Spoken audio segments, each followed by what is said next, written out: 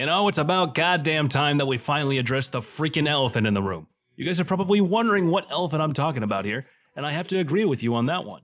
This year particularly, there has been many issues that need to be addressed, and they all will soon enough, each in its own time. However, today is going to be about the mother of all omelets. Drum roll, please. Live action adaptations. Yes, I am looking at you, Netflix. Don't act coy. Netflix has adapted so many anime into live actions, and honestly, I have no freaking idea why they would want to do that. Ever since the epic flop of Dragon Ball Evolution and the live action adaptations became something of a taboo to the anime community. I mean, who could blame them, really? Live action adaptations can never hold a candle to what the anime stood for, whether it was in story, visuals, and overall the characters and their development. Yet for some freaking weird reason that is beyond my understanding, Netflix just keeps on deciding that it's a good idea to try and adapt yet another anime into live actions and cause cancer for its fans watching it. I mean, oh god. Just look at the atrocity we now know as Death Note. The live action anime was so bad, the only thing they had right about it was the goddamn apple. The character of Light Yagami was just so bad and out of character most of the time, and yes, I'm talking about the scene where he freaks out like a little girl nearly pissing his pants when he sees Ryuk for the first time, when on the other hand, the anime Light wasn't even fazed by it. Not one bit. How can you expect that such a project would actually be accepted by fans when you messed up the simplest thing ever? The main character. Like, for crying out loud, how is that Abomination even comparable to the calm, calculated, and not easily fazed Light? Or, as we prefer to call him, Kira. That is just one example of how live-action adaptations, especially the Netflix ones, failed at fundamental requirements to adapt an anime into real live action. The second reason it just never works is the fact that some character designs are just made to work in the animation world. It's not something that you might see anytime soon on a normal human, and even if you do see it, it might feel alien in some sense. This is what the anime adaptation of Fullmetal Alchemist failed to understand, and instead they went ahead and adapted the character designs to a T. However, in doing so, their characters ended up looking nothing like some cosplayers that just came back from a con somewhere. The anime graphics as well weren't even close to reaching a tenth of what the anime featured. These are some of the main reasons why anime live adaptations just never work and never will.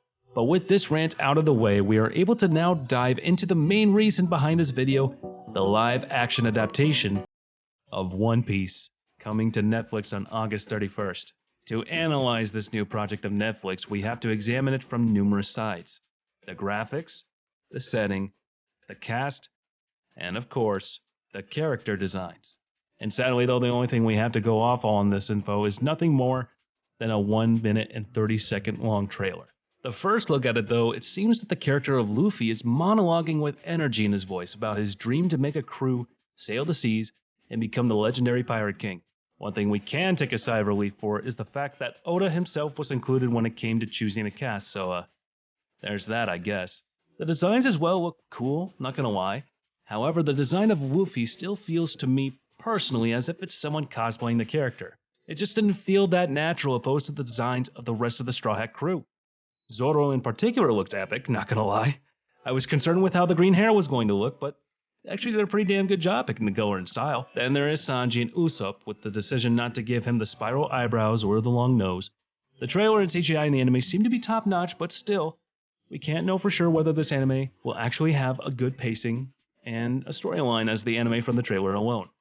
I mean, just look at the Cowboy Bebop trailer. How good it was, and just how much of a disappointment the live series ended up being. From the trailer alone and the fact that Oda helped choose the cast, I can say that this live adaptation deserves some sort of break. Let's all set our biases aside and just watch it with open minds, nothing more. If it ends up flopping, then so be it. And if it doesn't, then you will have a fun time. It's a win-win if you ask me. Personally, this is as my own opinion and my final thoughts on the trailer. I am prepared to give the show the benefit of the doubt. Give it a chance and watch it with an open mind, setting aside all my anime-based biases. And I urge you guys to do the same as well. But with that said, I hope you enjoyed this video as much as— oh shit! I almost forgot the best character in the trailer. And no, it ain't Shanks, it's none other than the psychotic clown himself, Boogie. I mean, I gotta say, he looks so evil and menacing. It almost feels like he was the offspring of Joker and Pennywise. But anyways, I believe we are done with our little rant about the One Piece live action, and I hope that you give the trailer a watch, and then decide if you want to give the live adaptation a chance or not. But as for now, I'll catch you later. See you in the next one.